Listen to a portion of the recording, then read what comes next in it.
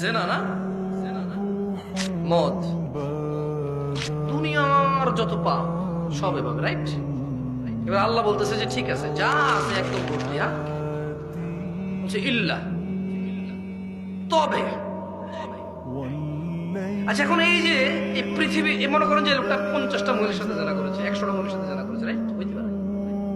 হইতে পারে যে এই পৃথিবীতে যত মদ তৈরি হয়েছে 4 ভাগের 1 ভাগ সে খেয়ে ফেলছে, হইতে পারে কিনা?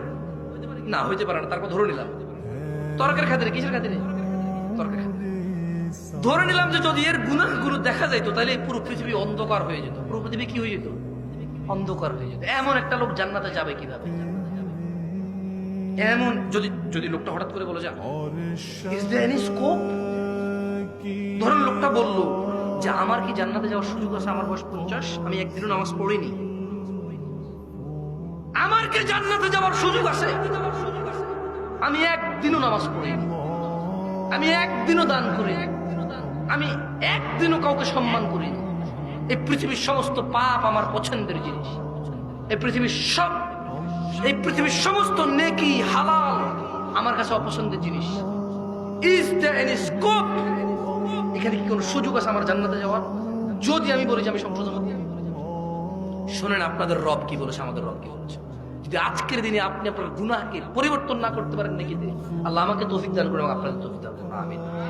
আল্লাহ বলেছেন ইল্লা মান তাব, অপরাধ যা খুশি তা হোক, তবে যেই লোক তওবা করে, যা খুশি অপরাধ হোক সে ফিরে আসছে, ওয়া আমানা, ঈমান আনছে, ওয়া আমিলা আমালান সালিহা, এবং সৎ কর্ম করছে, ফাউলাইকা ইউবাদদিলুল্লাহু সাইয়্যাতিহিম হাসানাত।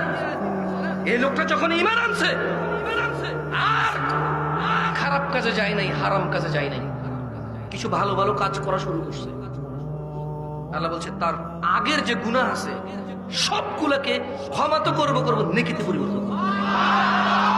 ওয়া কানা আল্লাহু গফুরুর রহিম। ইয়া নাস ইত্তাকিল্লাহ, আল্লাহকে ভয় করো। কেমন রব পেয়েছো? ওয়া কানা আল্লাহু গফুরুর রহিম। তিনি কিভাবে তোমার গুনাহকে নেকিতে পরিবর্তন করবেন? কারণ তিনি হচ্ছেন ক্ষমাশীল, পরম দয়ালু, শিবম তিনি করবেন। তোমার অপরাধ অনেক হয়ে গেছে না? আমি তো এমনিতেও অপরাধী, আজকেরও জাহান্নামী, কালকেরও জাহান্নামী, আর ভালো কাজ করে করবো কি? দূর, জান্নে আসি, এমনি থাক, আল্লাহ কি আমাকে ক্ষমা করবে? এই চিন্তা থেকে বের হও।